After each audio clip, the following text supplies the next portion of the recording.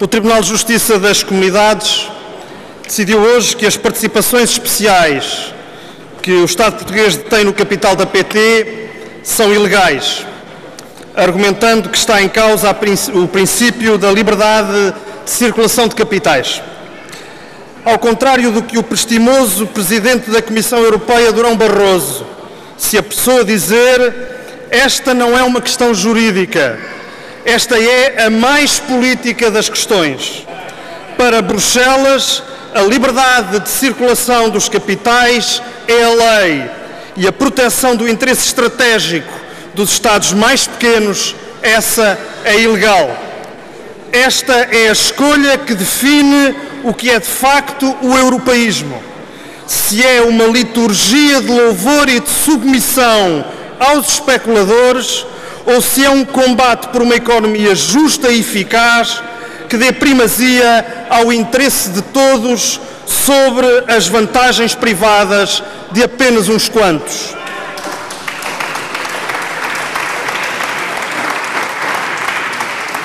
A PT é uma empresa central de um setor em expansão, intensivo em tecnologia e gerador de emprego qualificado.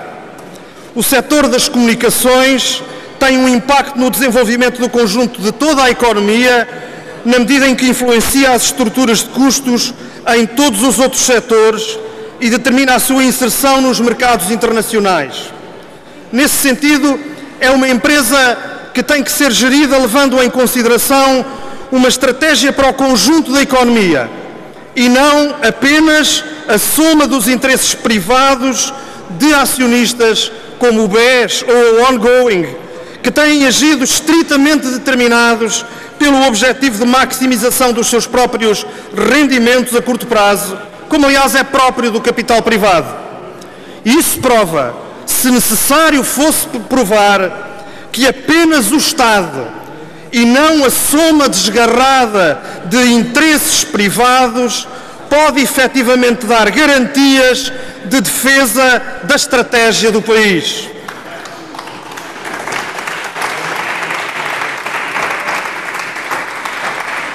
O PSD, cujo líder diz em Portugal e em Espanha que o principal problema do país é que as prestações sociais são demasiado generosas, e acabei de citar, defende que a PT deve manter a vivo, mas ao mesmo tempo afirma-se contrário a qualquer golden share, que é o único instrumento que evitou a sua aquisição pela Telefónica. Passos Coelho defende, portanto, uma solução que ele próprio sabe que é uma não solução. Aliás, a fé de Passos Coelho nas virtudes do mercado chega a ser comovente, mas é desmentida a cada dia que passa pelos próprios acionistas. Atente-se às posições de Ricardo Salgado. Se agora critica o veto do Estado por prejudicar os seus interesses, no dia 26 de maio mostrava-se confiante na capacidade da PT de resistir a uma OPA hostil, imagine-se, através do uso de uma golden share. Que Durão Barroso se bata por essa Europa em que os movimentos de capitais são lei e os interesses estratégicos dos Estados mais pequenos são uma ilegalidade, isso é apenas mais um traço da sua identidade política. Mas corem de vergonha aqueles que acharam que era porreiro, elegerem-no para presidir uma Comissão Europeia que a cada dia que passa desonra o projeto de uma Europa social e solidária. De resto, onde é que ficaram as preocupações de Durão Barroso com a circulação de capitais e a igualdade da concorrência, quando a Alemanha injetou milhares de milhões de euros na Opel, por exemplo? Porreiro para quem, Mas o dia de hoje diz-nos muitas coisas e a mais importante é também a mais simples.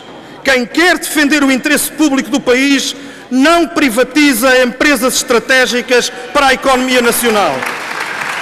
Ponto final. Bem pode José Sócrates queixar-se do ultraliberalismo da Comissão Europeia, mas não tivesse o Partido Socialista e o seu governo privatizado a PT e o país não estaria agora refém dos humores ideológicos de Bruxelas.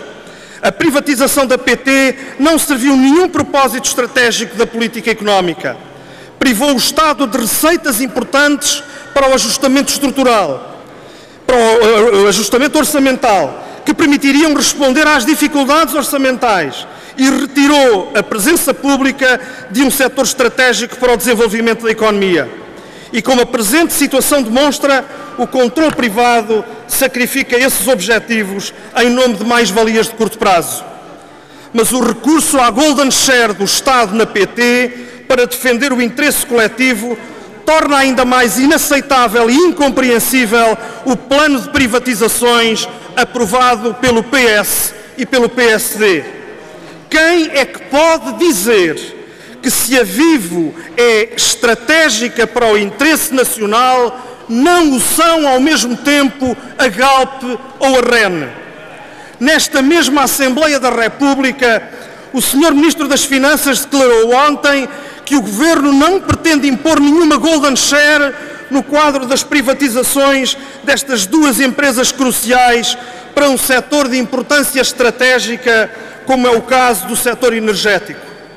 Um dia, 24 horas, eis quanto duraram, portanto, as invectivas inflamadas de José Sócrates contra o fundamentalismo liberal de Bruxelas.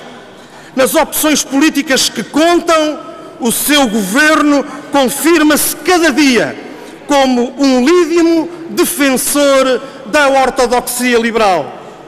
Dizia o cineasta que as palavras são importantes. Senhores deputados do Partido Socialista, não se vos pede que digam apenas qualquer coisa de esquerda, mas mais que tudo que o façam.